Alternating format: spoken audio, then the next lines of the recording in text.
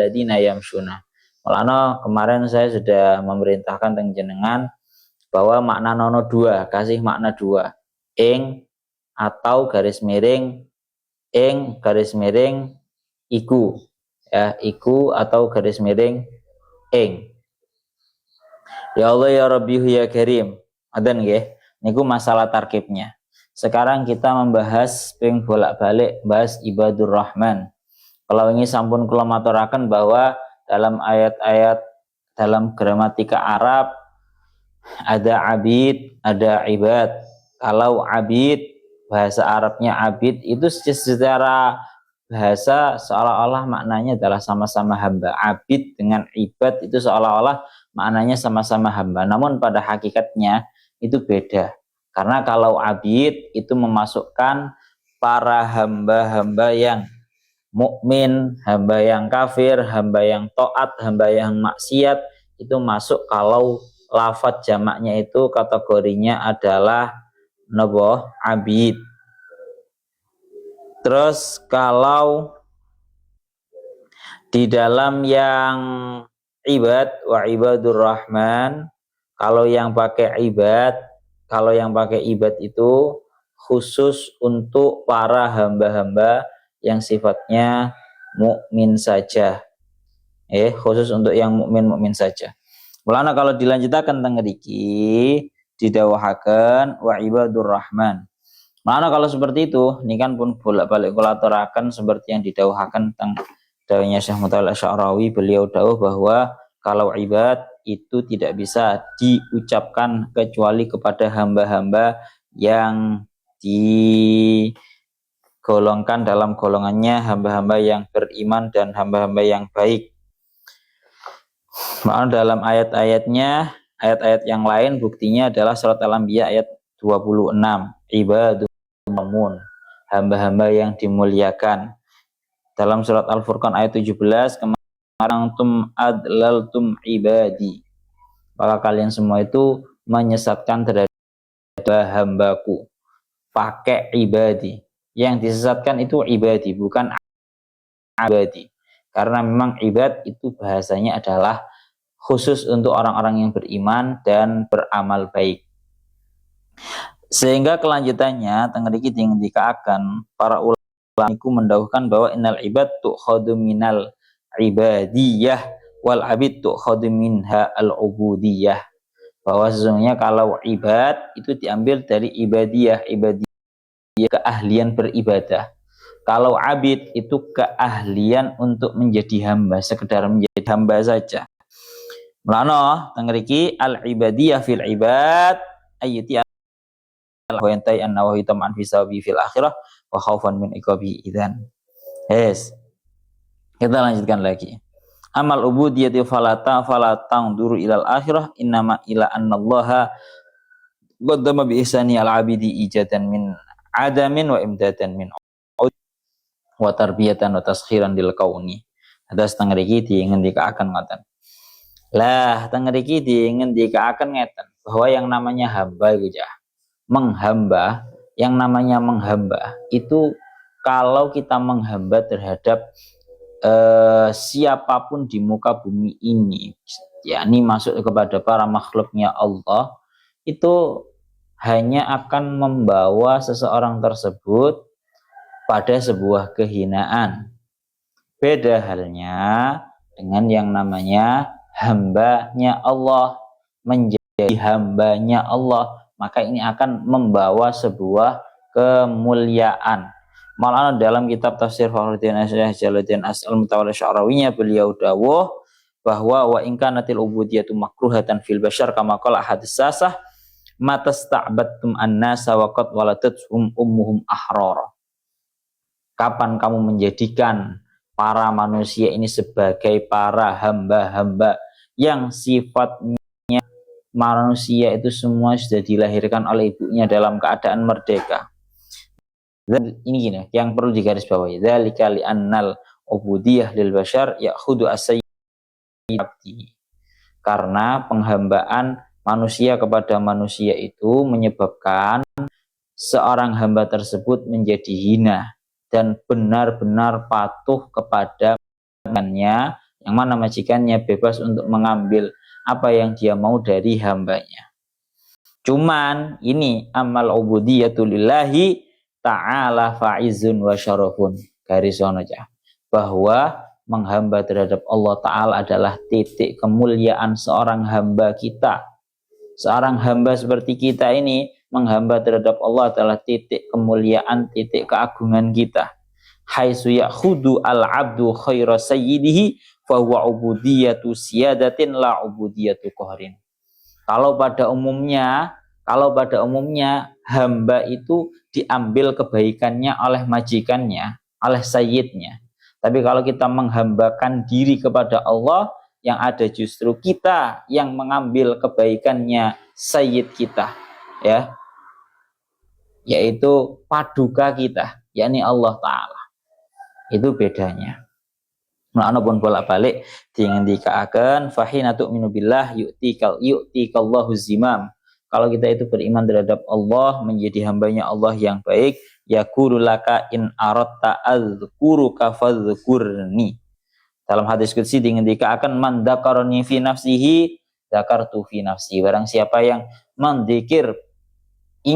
berzikir kepadaku di dalam hatinya, maka aku akan menuturkannya di dalam keadaan samar juga. Wa man dzakarani fi mala'in dzakartuhu fi mala'in khairin min. Barang siapa yang berzikir di hadapannya orang-orang banyak, maka aku juga akan menyebutkannya di hadapan orang-orang yang banyak pula. Wes, hari iki ngendikaken ngoten. Mulakno niki Pak, garis bawahi. Wa in kana subhanahu wa ta'ala yastad'ika ila khamsi shalawatin fil yaumi wal lailah. Tatkala Allah Ta'ala itu mengajakmu, memanggilmu dalam sehari semalam itu 5 waktu sholatnya, fama dzalika illa lita'nas. Itu tujuannya tidak bukan agar kamu memiliki rasa senang, rasa tenang dengan Tuhanmu. Lakin anta hurrun ta'tihi fi ayyi waqtin tasya'u min ghairi mau'itin. Cuma sekali lagi Allah Ta'ala itu memberikan kebebasan kepada para ikhtiar. Kamu bisa melakukannya kapanpun, bahkan wa anta tastati'u an tuhaddidabat al-muqabalah wa nihayata wa mawdu'aha. Nggih, dados ngriki dingendikaken ngoten. Intine niku kaulane Gusti Allah, awak dhewe ku semakin ngumaula, semakin mulia. Jadi kaulane Gusti Allah niku semakin ngumaula, semakin mulya. Garis bawah. Mulane dawuh Habib Umar niku sampai beliau ngendika ngeten. Dengan sekadar kamu menghinakan diri kamu di hadapan Allah, maka sebesar kadar itu pula kamu akan mendapatkan kemuliaan di hadapan para manusia. Paham aja. Garis bawah ya. Sebesar apa kamu menghinakan diri di hadapannya Allah, maka sebesar itu kemuliaanmu di hadapan para manusia.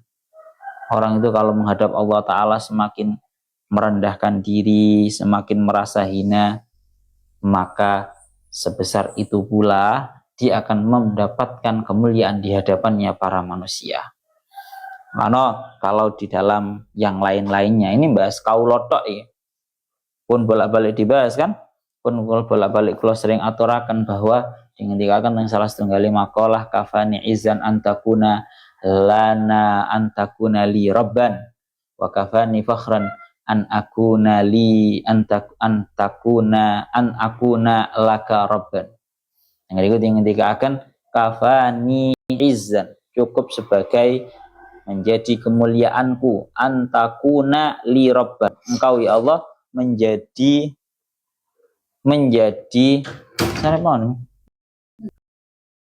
kuna li rabban. Lawang silim alih kafani kan antakuna li rabban, cukup menjadi kemuliaan bagiku tatkala engkau ya Allah menjadi Tuhan untukku. Wa kani fakhran an akuna laka abdan, dan cukup sebagai kebanggaan bagiku tatkala aku ini menjadi hamba untukmu. Makalah yang ngatain lek dawe ya Allah ya Rabbi ya Karim, Habib Abdullah bin Alawi al-Haddad sering matur dalam makalah-makalah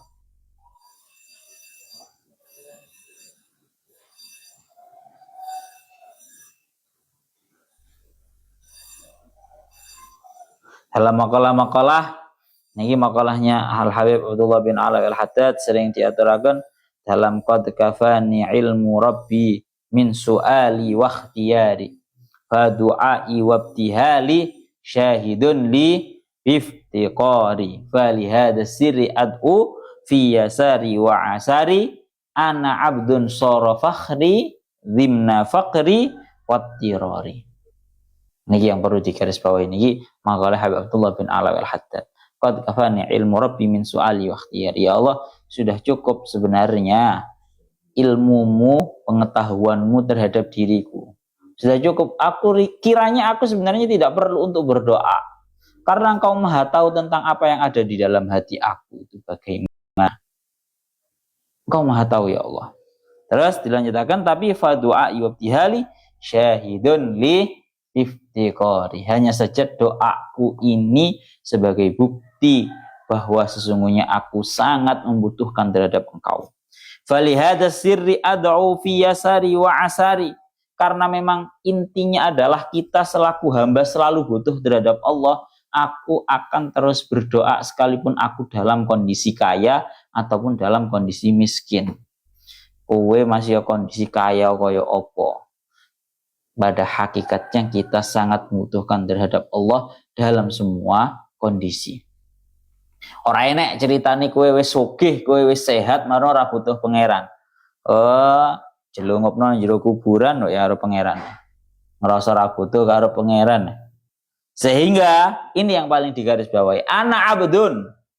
Aku ini adalah hamba. Sara fakhri, yang mana kebanggaanku itu terletak dhimna faqri wattirari. Terletak di dalam aku membutuhkan kepadamu dan senantiasa sangat membutuhkan kepadamu ya Allah. Aku ini malah bangga. Dadi kawulane Gusti Allah niku nemen bangga nih. Jadi cara gelar yang paling membanggakan yang dimiliki oleh seorang manusia itu bukan gelar akademikmu, juga bukan gelar jabatanmu, juga bukan gelar keagamaanmu, tapi gelar abdul, itu gelar hambanya Allah. Pon ngebahas wa ibadur rahman. Kemudian dilanjutkan, kenapa kok diidhofahkannya itu kepada Ar-Rahman? Ngantuk kabeh. Jadi nang mriki dikatakan, kenapa kok ayat ini bahasanya ibadur rahman? Kenapa kok tidak ibadullah? Kenapa kok ibadul qawiyil matin? Kamu tahu kan artinya Ar-Rahman? Ar-Rahman itu kan artinya yang maha pengasih lagi maha penyayang.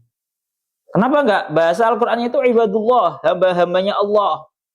Kenapa kok enggak bahasanya itu Al-Qawi, ibadul qawi, hambanya para, atau hambanya ibadul ghani, hanya zat yang maha kaya. Kenapa kok tidak seperti itu? Dari semua yang Asmaul Husna itu yang dipilih adalah Ar-Rahman untuk kali ini.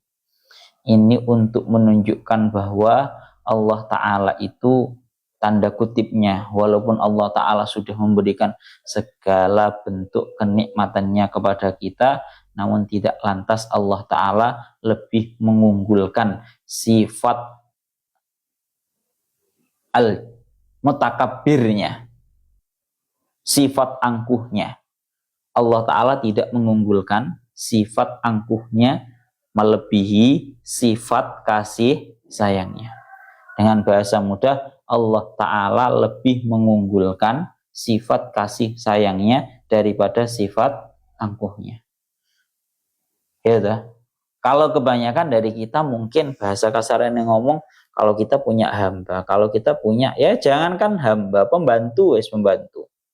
Kita merasa bahwa yang memberi makan kita, yang ngopeni kita, semua yang mencukupi kita. Wah, yang akan tampak itu pasti adalah sifat meseso. Meseso bahasa Indonesianya apa?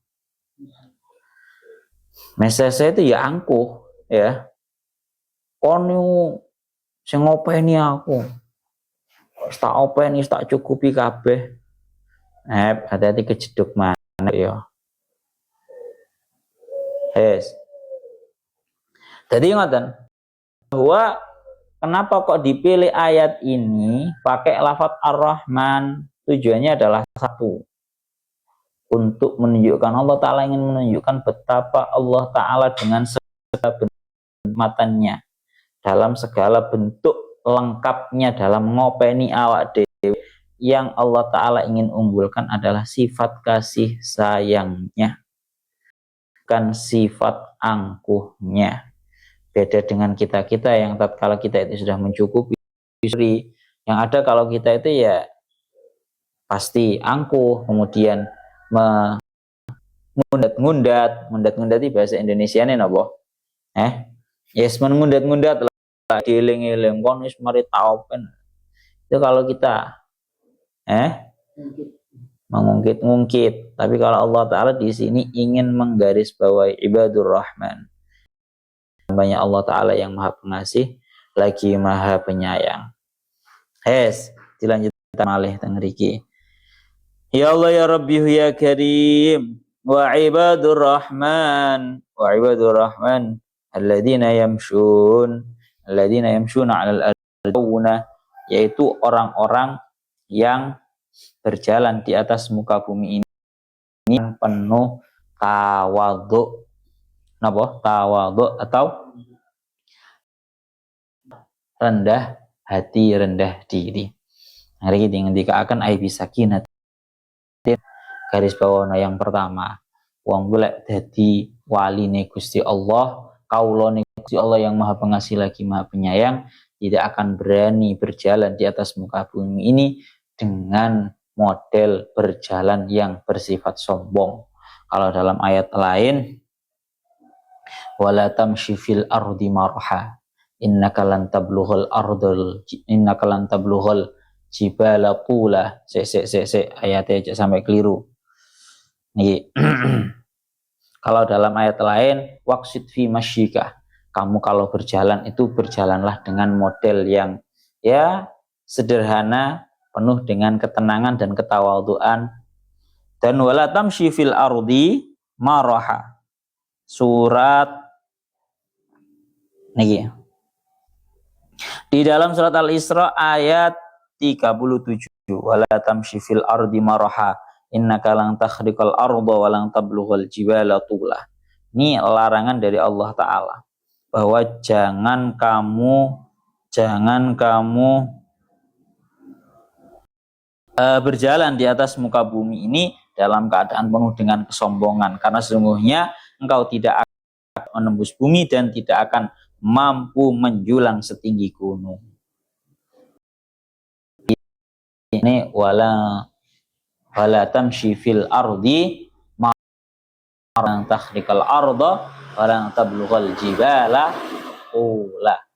Elek melaku kita itu Pak, melaku termasuk berjalan yang membusungkan dada, termasuk berjalan yang sombong. Ngomongnya elek melaku Pak, modele yang sombong-sombong itu loh, berjalannya dengan membusungkan dada. Niki ngoten. Jadi yang adalah kamu kalau berjalanlah dengan penuh ketenangan dan tidak sombong. Wala tamshi fil ardi marha waqsid fi masyika. Itu yang pertama ya. Ya Allah ya Rabbi ya Karim. Kalau di dalam ayat lain, wala tusair khaddaka linnasi wala tamshi fil ardi marha. Kenapa kok kita itu dilarang sombong? Kenapa kok kita ini dilarang sombong? Banyak alasannya. Kalau dalam hadis dikatakan bahwa sombong itu merupakan bajunya Allah Ta'ala. Maka apa yang merebut bajunya Allah Ta'ala, niscaya dia akan dimasukkan ke dalam api neraka. Kan ngoten nggih. Kurang lebih bahasanya itu al-kibru ridai faman naza'ani fihi adkhaltuhu fi nari. Kurang lebih kalau nggak salah kalimatnya seperti itu. Kita lanjutkan lagi. Dan Kalau di dalam adekku gak usah sombong-sombong ngono lah. Kamu mau sombong dengan apa kamu? Dengan kegantengan kamu. Kamu dengan kegantengan kamu lantas kamu merasa kamu boleh sombong dengan kegantengan kamu, dengan kecantikan kamu. Para ulama sudah tahu al-jamal sari'uz zawal. Sebuah kerupawanan itu sangat mudah untuk hilang, sangat cepat untuk hilang. Kowe saiki ganteng oleh sik enom. Kowe saiki ayu oleh sik enom. Ya gak suwe maneh 10 tahun maneh lah kurang lebih. Marono riput.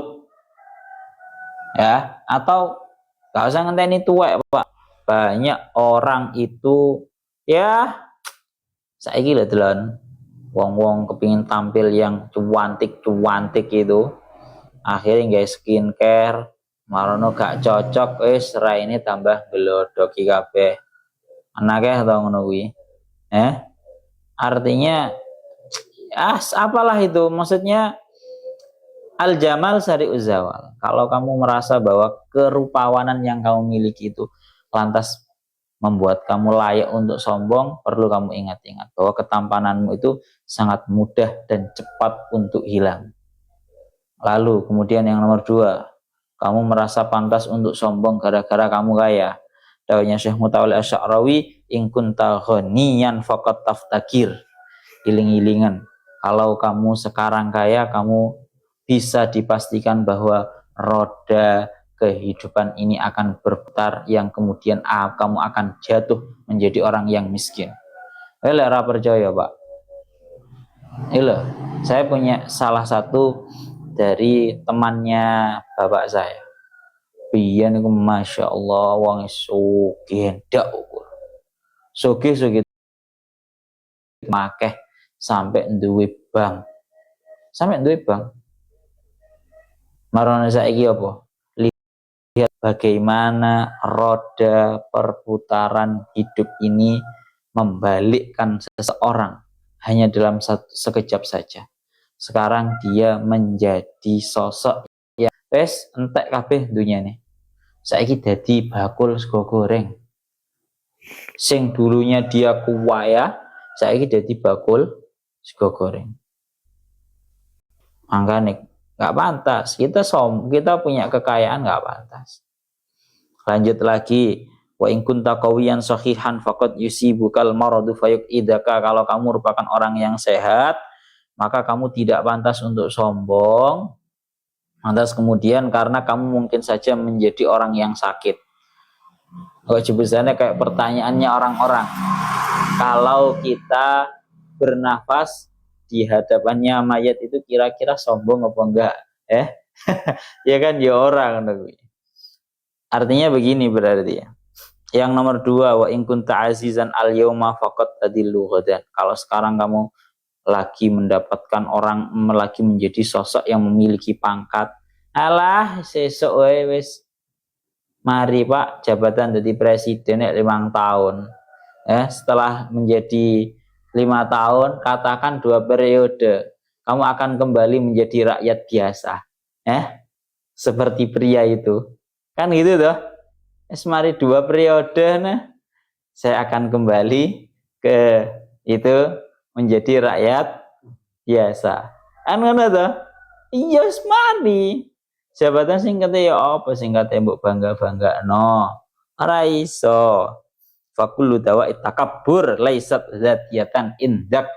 Maka semua faktor yang menyebabkan seseorang itu takabur itu tidaklah suatu hal yang sifatnya bisa kamu pegang secara mantap yang kemudian tidak akan kamu lepaskan. Bukan sakit.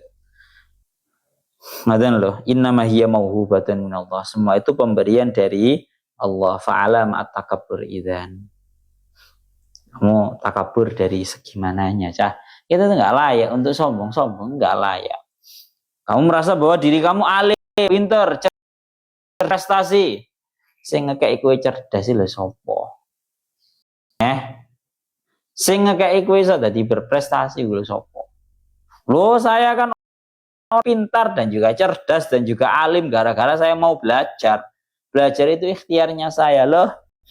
yang memberi taufik kamu untuk bisa belajar secara ringan, secara semangat itu siapa? Karena kalau yang saya ingat dulu ketika masih di pondok itu salah satu syairan di dalam kitab Ihya. Dalam kitab Ihya dingendikaken, ya Allah ya Rabbi ya Karim. Niki teng kitab Ihya dingendikaken,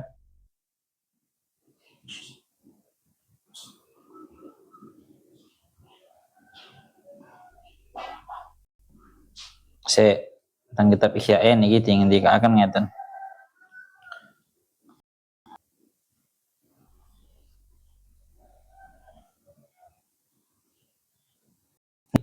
Ajibtu lil insani fi fakhrihi wa wadan fi qabrihi yukbaru ma balu man awwaluhu nutfah wajifatun akhiruhu yafkharu. Ini yang paling di garis bawahi.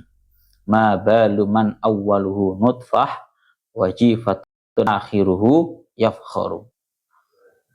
Apa yang membuat pantas seseorang itu menjadi sombong, padahal bahwa dia awalnya ma baluman awalhu nutfah, orang yang awalnya adalah merupakan setetes mani, yang mana itu termasuk perkara yang kotor, dianggap jijik. Wajifatun akhiruhu yafkharu, dan juga endingnya dia hanyalah sekedar jifah atau bangkai. Menurut saya sama sekali nggak bisa dibanggakan, karena kita ini semua Pak awalnya adalah nutfah dan akhirnya berupa jifah. Awalnya adalah berupa tetesan mani yang hina, tetesan mani yang menjijikkan, dan akhirnya kita hanyalah jifah, hanyalah berupa bangkai. Sama sekali tidak takaburkan. Kabeh kuwi peparingi Gusti Allah. Kowe soge kuwi Gusti Allah. Kowe ganteng, kowe ayu kuwi Gusti Allah. Kowe pinter, kowe ngalim, kowe berprestasi kuwi Gusti Allah. Kabeh Gusti Allah. Kita tidak pantas untuk berbangga-bangga. Sing sedengan ngono lho, Pak. Cara bahasane wong-wong ngono ya, dipuji tidak terbang, dihina tidak tumbang. Ada ke sedengan mana lo. Kita punya apa? Biasa. Walaupun dipuji biasa. Pun adan mawon itu yang ya Allah ya Rabbi ya Karim bahas sing jenenge Allah ya Rabbi ya Karim. Terakhir tengriki dikaken melaknat dawuh Syekh Mutalib Asy'arawi, kul bi fadlillahi wa bi rahmatihi wa bidzalika falyafrahu. Ucapkan bahwa semua itu merupakan fadlullah, anugerah dan juga rahmatnya Allah. Sakabehane paringane Gusti Allah. Kowe duwe mobil ana kuwi paringane Gusti Allah. Cara dipikirne ya iso apa aku. Kowe duwe omah ya kuwi paringane Gusti Allah. Semono lho. Jadi mulakno jangan ada merasa bahwa itu usaha, murni usaha dari kamu. Kalau dunia ini bisa kamu kan hanya dengan usaha, maka ada banyak orang di luaran sana yang melampaui diri kamu, tapi urusan hasil di bawah kamu. Ya berapa? Di luar sana itu orang banyak yang usahanya sampai berjam-jam. Kerja 100 yang dibayar satu cuma 100.000, 50.000, kerja ini 8 jam. Bagian orang gak ngapa-ngapain. Maksudnya katakan bisnis apa, cuma sebentar bayarannya jutaan. Kan seperti itu ya. Bahwa tidak semua usaha itu memiliki hasil yang sama. Untuk menunjukkan bahwa di balik semua itu ada sosok misteri. Hati-hati. Misteri bahasane ngoten. Yang bisa membuat itu semua menjadi berbeda-beda.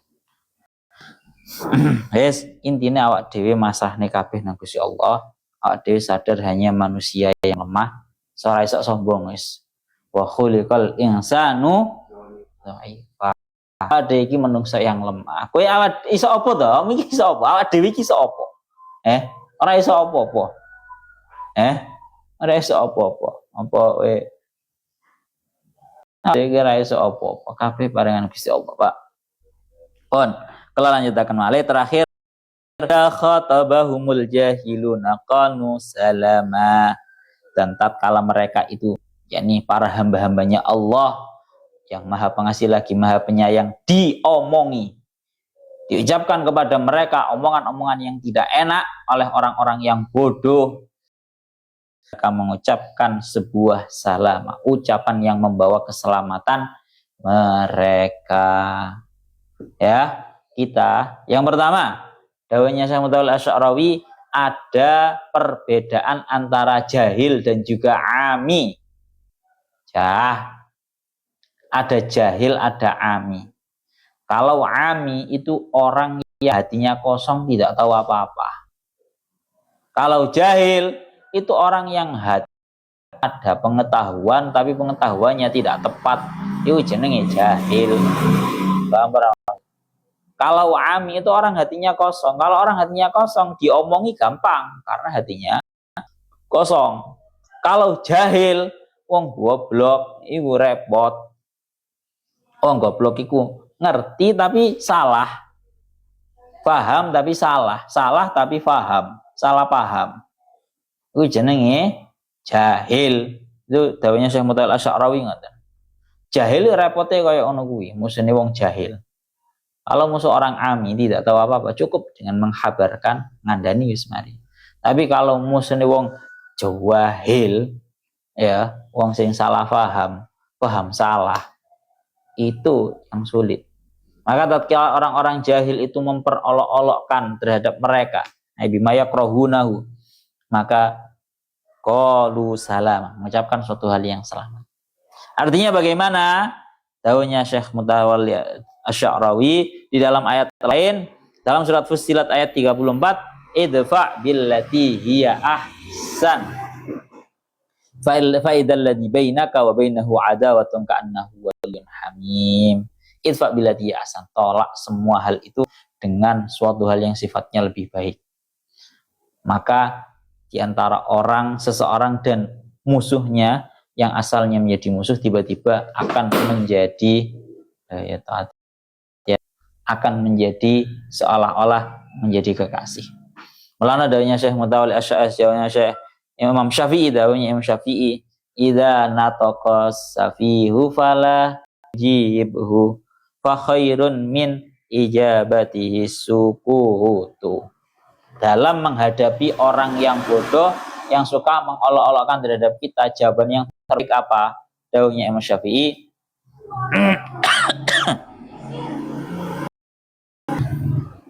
idza nataqas safihu fala tujibu. Kalau ada orang-orang yang bodoh, ada orang-orang yang bodoh, kemudian orang bodoh itu memperolokkan kepada diri kamu, fala tujibu, enggak cukup, enggak perlu kamu membalas omongannya. Fa khairun min ijabatihis sukutu. Ada suatu hal yang lebih baik daripada menjawab, yaitu cukup diam. Ya. Seperti yang dikatakan dalam pepatah Indonesia, andaikan yang namanya sebuah jawaban itu tercetak dari perak, maka diam itu tercetak dari emas. Pernah dengar? Paham ya? Andaikan berucap itu tercetak dari perak, maka diam itu tercetak dari emas. Tunggu nih. Oh, misalnya lari-lari mau. Bon. Dilanjutkan, fa in kallam tahu farajta anhu wa in khallaitahu kamadan yamutu. Karena kalau kamu menjawabnya, mereka senang oleh gawe ya, Bre. Mereka jadi full energi ketika kamu menjawab mereka. Tapi wa in khallaitahu kamadan yamutu.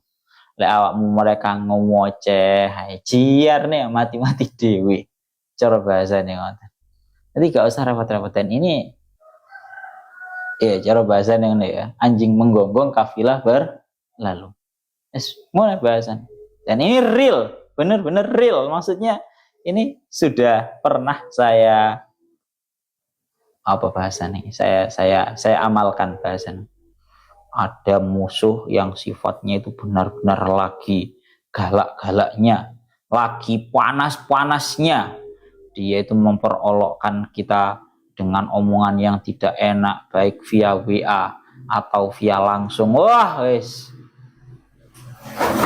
Cara bahasane ngono, teror omongan buruk. Teror omongan buruk lewat WA, lewat wes ngomongnya wes welek tok. Tapi kita apa? Cukup kita diam. Aku mek mau weneng tok. Bahkan nyuwun sewu, waya Idul Fitri omae tetep tak parani. Tetep njaluk sepuro, seolah-olah nggak ada apa-apa. Akhirnya apa? Kelejingan dewi. Jadi kelejingan. Lek bahasa wong kene kaisinan dewi. Kono elek ngamek. Sing aku tetep rene apa-apa, Idul Fitri tetep moro nang wonge. Kayak gak apa-apa. Kayak gak apa-apa. Bingung. Kan ngono to, Pak. Dadi kowe bingung to. Bocah iki tak ilokno sampe elek koyo ngono. Kok yo Idul Fitri kan kayak gak apa-apa. Iya, akhirnya dia bingung. Kate ngilokno sing model piye maneh wis dielek-elek sampe koyo ngono kuwi wis tetep koyo gak ono apa-apa. Wis ya, niku ngoten ya. Jadi kalau ada orang yang berolok-kan, alas, tinggalkan gitu saja. Niku ngendika akan ngoten. Mulakno ya Allah ya Rabbi ya Karim. Dawuhnya dalam kitab ini yang perlu diketahui. Di dalam kitab dawuhnya Syekh As-Sawi beliau ngeten. Beliau dawuh qalu salama. Orang yang pada hakikat sebenarnya dia mampu untuk membalaskan tapi dia tidak membalas. Itu namanya al-halim. Bahasanya ada itu kalem. Halim itu murad gampangan yang ngomong kalem. Kalem itu artinya membalas tapi tidak membalas. Ngeri dawuhnya al-hilmu ay ma'al qudrati kal murad al-ighdha anis sufaha wa tarki muqabalatihim fil kalam. Apapun kamu menghadapi orang-orang buruk yang senantiasa memperolokkan kamu, menganiaya kamu, cukup kamu tinggalkan, gak usah dibalas walaupun kamu mampu. Itu namanya al-halim atau kalem. Kenapa? Wa hadzal khuluqu min a'dhamil akhlaq. Yang namanya al-hilmu yaitu kalem, tidak membalas sekalipun mampu, itu merupakan akhlak yang teragung. Sampai disabdakan oleh baginda Nabi, kadal halimu ayyakuna nabiyan. Orang yang kalem itu hampir saja dia memiliki derajat seperti Nabi. Ya para nabi-nabi, sampean lihat. Kanjeng Nabi Muhammad SAW sudah ditawari oleh malaikat Jibril dan juga para malaikat penjaga gunung-gunung. Kanjeng Nabi jenengan lek purun niku gunung tak walikno kepada orang-orang kafir itu. Gunung Uhud dan juga gunung-gunung yang lainnya wes siap, Pak. Tapi Kanjeng Nabi napa? Ini namanya kan qudrah alal intiqam. Mampu untuk membalaskan tapi tidak membalas. Itu namanya al-halim. Ya, lek bahasa Jawa ini aris. Wong kang aris. Halim, kalem, aris. Aris itu tidak membalaskan walaupun dia mampu. Maka Kanjeng Nabi mulana di dalam hadis yang lain disebutkan yabluhul halimu bihilmihi ya Allah ya Rabbihu ya Karim ma la yabluhu as-shaimu al-qaim. Orang yang aris, orang yang kalem itu bisa mendapatkan derajat yang tinggi melebihi derajat yang didapatkan oleh orang-orang yang ahli berpuasa dan ahli beribadah di waktu malam. Ini akan ngoten. Jadi wis santai mawon. Gak usah kupu-kupu, maksudnya tinggalkan ngoten mawon wis. Wis nggih, mboten satu utawa. Artinya lek ana wong ngejak geger barang ngono kuwi lho Cah. Kadang kan awake dhewe ora lapo-lapo, ana wong ngejak geger, wis tinggalkan gitu saja. Jangan ikut kebakaran. Ya, nggak ada gunanya. Pun orang itu akan semakin takut loh. Kalau kamu sudah ditantang-tantang, bahkan aja kamu senantiasa dianiaya, kamu tetap diam dan santai. Orang akan semakin takut melihat kondisi kamu yang tenang. Ini ilmu kepremanan. Preman itu malah luwih wedi. Lek ndelok ana wong wis diweden-wedeni, bawane celur dikokno sembarang, sik tetep duduk dengan tenangnya, santai. Wong iki kok santai ya? Wis tak ancam dengan suatu apapun kok sik santai. Takut tambahan. Beneran? Itu realitanya. Pun intinya kita gitu. Kalau menghadapi orang-orang yang seperti itu berusaha lama. Sepurane nggak ada waktu untuk tersibukkan dengan diri kamu yang gak berfaedah seperti itu. Pun ya, mantan mawon. Sebenarnya ini yang lebih seru juga. Walladzina yabituna li rabbihim sujjadaw wa qiyamah. Walladzina yabituna li rabbihim sujjadaw wa qiyamah. Sambil rezeki. Sampeyan monasnya pengen lanjut tapi wis mboten cekap. Pokoknya ini gue ini hari Arafah sama Tarwiyah yang sekarang Tarwiyah, yang Arafah diusahakan untuk berpuasa, pahalanya sangat besar sekali, terutama juga bukan berpuasa kalau di waktu malam, diusahakan untuk beribadah, karena beribadah di waktu malam 10 malam Dzulhijjah yang pertama itu lebih baik dari beribadah di malam Lailatul Qadar, apalagi di puncak hari Arafah, malam Arafah. Berarti besok nanti malam, maksudnya nanti malam itu malam Arafah. Itu kita kalau daunnya guru sekumpul dianjurkan semalaman suntuk untuk beribadah.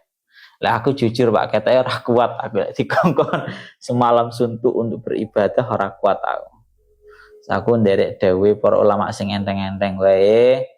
Ya kalau kamu bisa mengupayakan seperti itu ya monggo. Kalau saya ikut yang enteng-enteng wae. Yang enteng-enteng bahwa orang itu sholat subuh itu wis padha wae ambek melek setengah malam. Ya. Pokoknya subuh orang ngantuk kuwi sapi. Pokoknya saat isya jamaah, salat subuh jamaah, wis mari. Cukup wis apik bisa. Tapi kalau kamu ingin lebih bagus, daunnya guru sekumpul begini. Barang siapa yang menghidupkan 5 malam suntuk, ini niscaya dia akan masuk surga tanpa hisab. Apa 5 malam suntuk itu? Yaitu malam Tarwiyah, berarti tadi malam. Sama sekali tidak tidur loh ya. Nomor 2, malam Arafah nanti malam. Yang nomor 3, malam Idul Adha. Yang nomor 3, malam Idul Fitri. 3 Idul Adha. Nomor 4, malam Idul Fitri. Yang nomor 5, malam Nisfu Sya'ban. Barang siapa yang menghidupkan 5 malam suntuk ini, 5 malam hari secara suntuk tanpa tidur sama sekali, itu akan masuk surga tanpa hisab. Repot Pak awak deh. Nah aku jujur ora sanggup aku melek Masya Allah. Pun samonten mawon menjing surat Al-Furqan ayat 64 nggih. Ayat 64, Al-Furqan 64, ilahuna wallahu a'lam bishawab.